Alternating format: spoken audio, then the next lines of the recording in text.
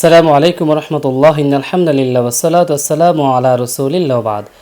সম্মানিত দর্শক শ্রোতা ভাই বোন, আপনি কি জানেন মানুষের মৃত্যু দুই রকম অবস্থায় হয়ে থাকে। একটা হচ্ছে ইযা কানা রাজুলুস সালিহান, যদি সেই ব্যক্তি হয়ে থাকে সৎ ব্যক্তি তাহলে তার মৃত্যুটা হবে একরকম, যদি সেই ব্যক্তি হয়ে থাকে অসৎ ব্যক্তি বদকার তাহলে তার মৃত্যু হয়ে থাকে একরকম।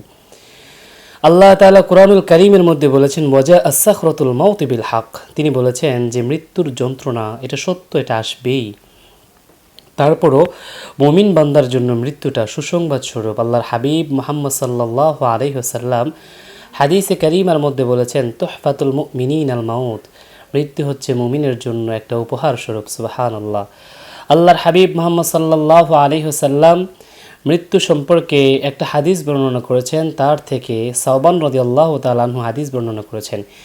তিনি বলেন মুহাম্মদ সাল্লাল্লাহু আলাইহি ওয়াসাল্লাম একদিন বলেছেন, মান আহাব্বা লিকা আল্লাহ, যে ব্যক্তি আল্লাহ তাআলার সাথে সাক্ষাৎ করাকে পছন্দ করে, অর্থাৎ মৃত্যুর মাধ্যমে সে আল্লাহ তাআলার সাথে সাক্ষাৎ করবে, আল্লাহ তাআলার সাথে দিদার করবে, এমনটা যে পছন্দ করে, আহাব্বাল্লাহু লিকাআহু, রব্বুল আলামিন নিজেও তার সাথে সাক্ষাৎ করাকে, দেখা করাকে পছন্দ করেন।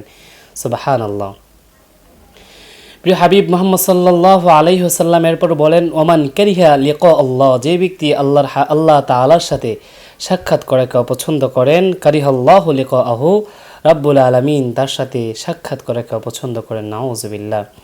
প্রিয় হাবিব মুহাম্মদ সাল্লাল্লাহু আলাইহি ওয়াসাল্লাম যখন এই কথা বললেন, ফাকালাত আয়েশাতু আও বা'দু আজওয়াজিহি, আয়েশা রাদিয়াল্লাহু তাআলা আনহা অথবা প্রিয় নবী মুহাম্মদ সাল্লাল্লাহু আলাইহি ওয়াসাল্লামের কিছু বিবিরা রাসূল করিম সাল্লাল্লাহু আলাইহি ওয়াসাল্লামকে বললেন, ইন্না লানাকরাহুল মাউত, ইয়া রাসূলুল্লাহ, আমরা তো মৃত্যুকে অপছন্দ করি। আল্লাহর হাবিব মুহাম্মদ সাল্লাল্লাহু আলাইহি ওয়াসাল্লাম বললেন, লাইসা যালিকা, বিষয়টা এমন নয়, ওয়ালাকিনিল মুমিন, মুমিনের বিষয়টা হচ্ছে এমন, ইযা হাদারাহুল মাউত, যখন তার মৃত্যু এসে উপস্থিত হয়ে যায়, বুশশিরা বিরিদওয়ানিল্লাহি ওয়া কারামাতিহি, মৃত্যু এসে ওই ব্যক্তিকে আল্লাহ তাআলার সন্তুষ্টি এবং সম্মানের সুসংবাদ প্রদান করতে থাকে। সুবহানাল্লাহ। মৃত্যু বান্দার সামনে এসে আল্লাহ তাআলার সন্তুষ্টি এবং আল্লাহ তাআলার সম্মানের সুসংবাদ প্রদান করে। তো বান্দার সামনে যখন আল্লাহ তাআলা ফেরেশতারা এসে, মৃত্যু এসে যখন বান্দাকে আল্লাহর সন্তুষ্টি এবং আল্লাহ তাআলার সম্মানের সুসংবাদ প্রদান করতে থাকে, লাইসা শাইউন হাব্বা ইলাইহি মিম্মা আমামাহু, ওই ব্যক্তির সামনে আল্লাহ তাআলার সন্তুষ্টি, আল্লাহ তাআলার সম্মান, আল্লাহ তাআলার সাথে সাক্ষাৎ করার বিষয়টার তুলনায় পৃথিবীর সব কিছুকে তুচ্ছ মনে হয় এবং আল্লাহ তাআলার সাথে সাক্ষাৎ করা এবং মৃত্যু গ্রহণ করাটাই সেই ব্যক্তির কাছে অধিকতর প্রিয় হয়। প্রিয় হাবিব মুহাম্মদ সাল্লাল্লাহু আলাইহি ওয়াসাল্লাম তারপর বলেন, ফাআহাব্বা লিকা আল্লাহ, আর এই কারণেই সেই ব্যক্তি আল্লাহ তাআলার সাক্ষাৎকে বেশি পছন্দ করে, আহাব্বাল্লাহু লিকাআহু, এবং আল্লাহ রব্বুল আলামিনও সেই ব্যক্তির সাথে সাক্ষাৎ করাকে পছন্দ করেন। সুবহানাল্লাহ। সুতরাং মুমিন ব্যক্তির মৃত্যু কখনোই যন্ত্রণার হতে পারে না, এটা সুসংবাদ। আল্লাহর হাবিব বলেছেন তুহফাতুল মুমিনিন আল মাউত, মুমিনের জন্য মৃত্যু হচ্ছে উপহার স্বরূপ। মুমিনের জন্য এটা সুসংবাদ, কারণ মুমিন তার মৃত্যুর মাধ্যমে আল্লাহ তাআলার সাথে সাক্ষাৎ করবে। রাব্বুল আলামিন বান্দার মৃত্যুর মাধ্যমে আল্লাহ তাআলা তার গোলামের সাথে সাক্ষাৎ করবেন।